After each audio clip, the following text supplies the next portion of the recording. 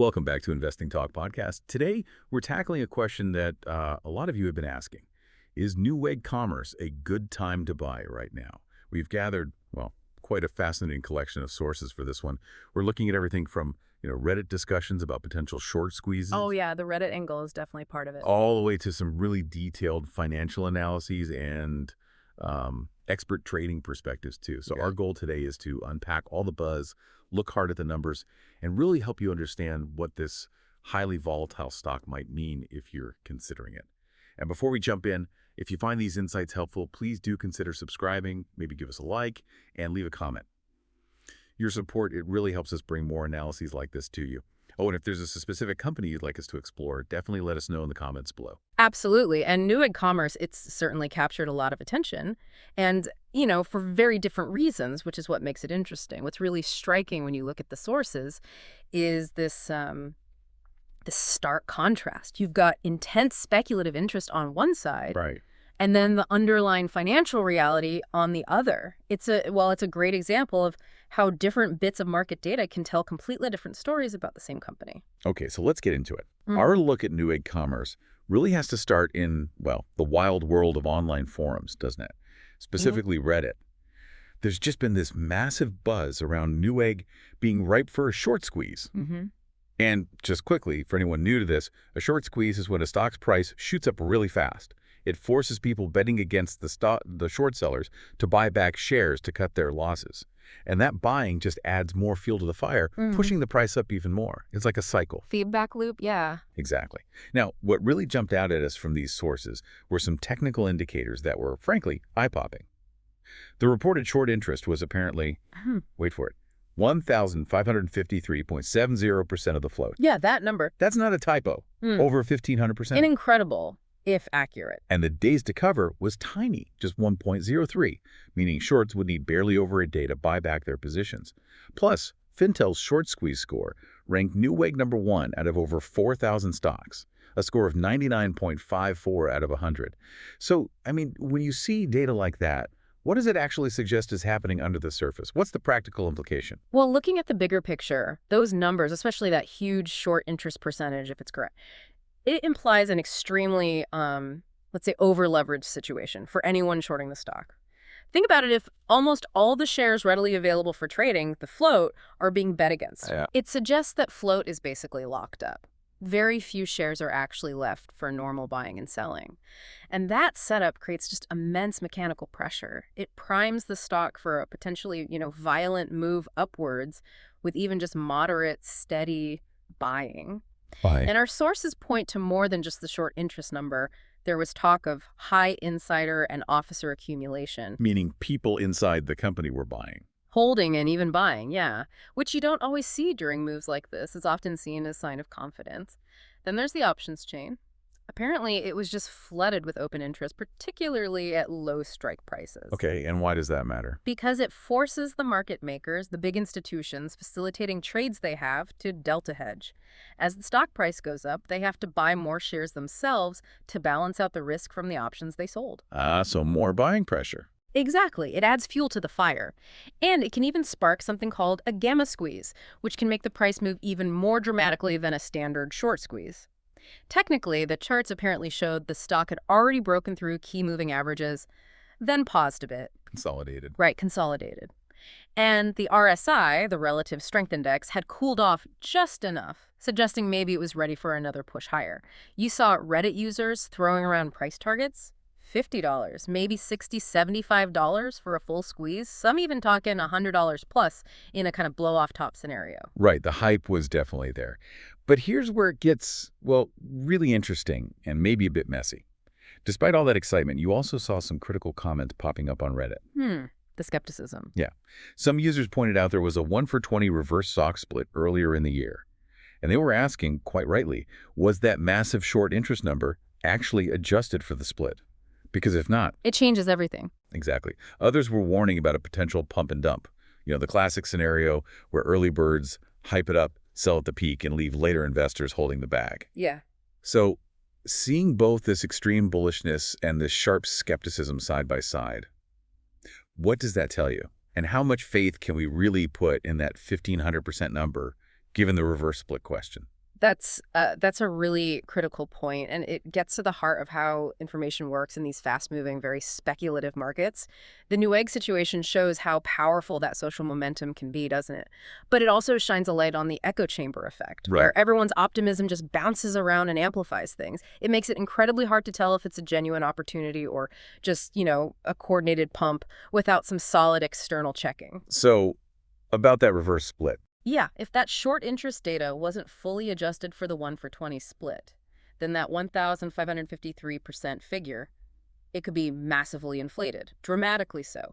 If the real short interest was, I don't know, 5 or 10 times lower, the actual mechanical pressure for a squeeze would be much, much less. Okay, so a huge question mark there. A huge question mark. It highlights the risk, right? Hmm. The technical data, as it was reported, looked incredibly powerful, but the skepticism shows the big challenge.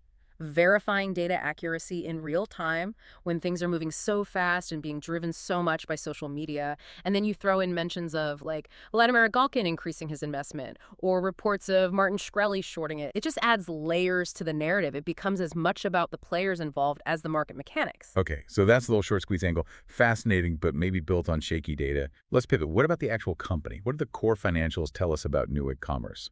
Because our sources give a very different perspective here, focusing on the fundamental health and valuation, stuff that often gets lost in the noise. Right. And when you dig into the financial statements, yeah, a different picture definitely emerges. Newegg reported revenue for 2024 of $1.24 billion. And this is a big but that was actually down significantly, like 17.46% from the year before. Ouch. Not growing then. No. And crucially, the company is still losing money. They posted net losses of over $43 million in the last year. Now, to be fair, that was less of a loss than in previous periods, but still unprofitable. Right. Profitability is a challenge across the board. Their return on assets was negative 2.16%. That basically signals they're not efficient at generating profit from the capital they have. And the balance sheet. Debt. Yet looking there, total assets are around $407 million, but they're carrying about $53 million in long-term debt and quite a bit of current liabilities, $245 million. Their leverage ratio comes out at 3.8. That suggests they rely on debt more than the average company in their sector. It means they need to manage their cash flow very carefully. Okay, so financials look challenged. What about valuation? Is it cheap at least? Well, the metrics are a bit mixed, mostly because of the volatility. The price-to-sales ratio is about 1.69. That's actually pretty close to industry averages, so it's not screaming deep discount based on sales. And price to earnings. Can't really use PE because, well, they don't have earnings. They're negative. Right. The implied price-to-book value is high. You often see that in speculative tech stocks or ones expected to grow really fast, which, based on the revenue decline, Newegg isn't currently demonstrating. However, there is one metric that could look interesting if they turn profitable again. The enterprise value, that's market cap plus debt minus cash, is around $396 million. Compare that to sales of $1.24 billion. Okay. That gives you a low EV to sales ratio, about 0.32. Potentially attractive, but only if profitability returns. The main takeaway, though, the current valuation seems overwhelmingly driven by the stock's volatility and all that speculative trading, not by strong underlying business fundamentals. So it sounds like they're facing some pretty serious financial headwinds. How did that impact their competitive position?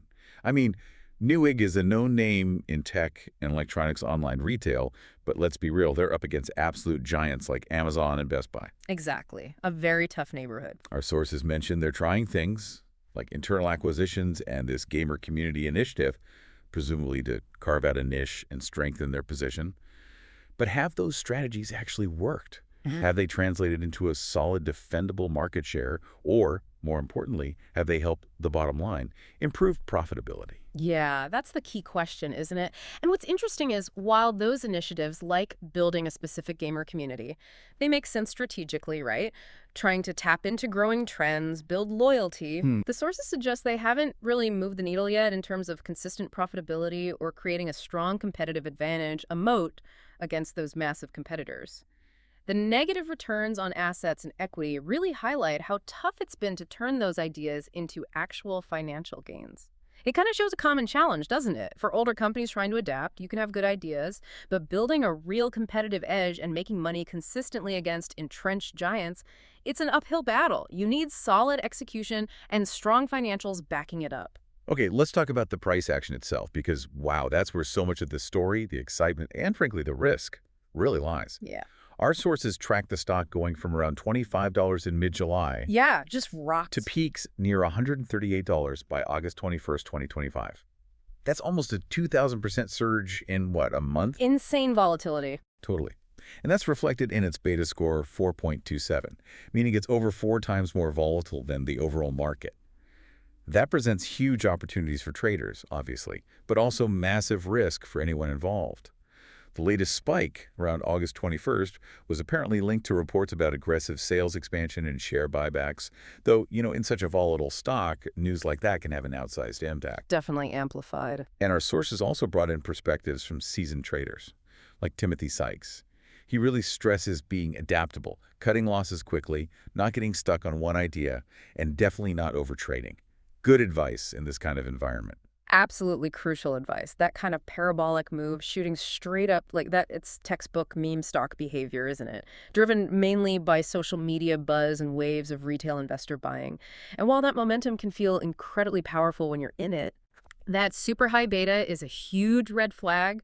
It screams extreme sensitivity to sentiment shifts.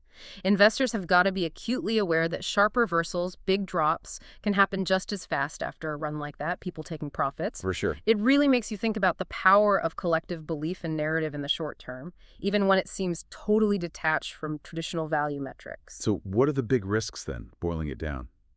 Well, they're pretty stark. The extreme volatility itself is a risk. Fast gains can become fast losses. Then you have the fundamental issues, the ongoing operational losses, the significant debt load we talked about. There's just no track record of consistent long-term profitability to fall back on. Right. And the sector itself isn't easy. Tech retail faces supply chain headaches, fierce competition. It's tough. Looking ahead, there are potential catalysts. The Q3 earnings report on September 2nd, 2025, that could certainly cause a big swing one way or the other. Longer term, maybe potential M&A strategic partnerships could change the story, but that core issue of achieving consistent profitability, that remains a big question mark. Okay, so pulling all these different threads together, the Reddit hype, the shaky financials, the wild price swings, the clear risks. What's the final verdict from our sources on Newegg Commerce as an investment right now? Well, one analysis we looked at gave it an overall rating of 5 out of 10, kind of middle of the road, which reflects the split personality here. Right, the dichotomy. Exactly. The consensus seems to be this. Newegg's momentum and all the speculative buzz offer potentially attractive short-term trading opportunities, especially for nimble traders, people who are skilled at playing volatility and riding sentiment waves. That's for long-term investors. For long-term investors, the message is much clearer. Extreme caution is needed. The fundamental weaknesses, declining revenue, losses, debt, combined with the lack of solid analyst coverage, it really undermines its appeal as a long-term hold at these kinds of price levels. The stock-specific risk is just very, very high. Any bad news, any shift in that fragile sentiment could easily trigger sharp declines. So it really comes down to your time frame and risk tolerance. Precisely. And this is where that trading mindset, like Timothy Sykes talks about, becomes so important if you are going to get involved. Cut losses quickly. Let profits ride. Don't overtrade. And Sykes also adds that crucial reminder, studies show most day traders actually lose money. It suggests that while there might be opportunities here, they're likely for a very specific, disciplined type of market participant, not necessarily for your average buy and hold investor. So Newegg Commerce really does present this fascinating split, doesn't it? You've got this potential short squeeze story generating incredible buzz and potentially lucrative but risky short-term trades. And then you've got the underlying reality of financial challenges and significant risks that could really hurt long-term holders. For you, our listener, this whole situation just underscores how vital it is to understand both sides, the market sentiment and the fundamental analysis, before making any investment decisions. It really shows how something can look like a rocket ship on the charts, but have a very different engine, maybe even some problems, when you actually look under the hood, and how external factors can sometimes totally overwhelm the business basics, at least for a while. Indeed. And it pushes us to ask that deeper question, doesn't it? At what point does market speculation get too far detached from a company's actual financial health? And maybe more importantly, what tools or frameworks can you rely on to spot that difference for yourself? Because that's where your critical thinking, your own thorough research, cutting through all the noise, and having a really clear handle on your own tolerance for risk, that becomes your most valuable asset. It's not just about what you buy, it's about why you're buying it and realistically for how long. Well put. Thank you for joining us for this exploration of Newegg commerce. We really hope diving into these different angles has given you a clearer, maybe more nuanced view of the complexities, the potential upside, and the very real risks involved here. Until next time, stay curious and keep learning.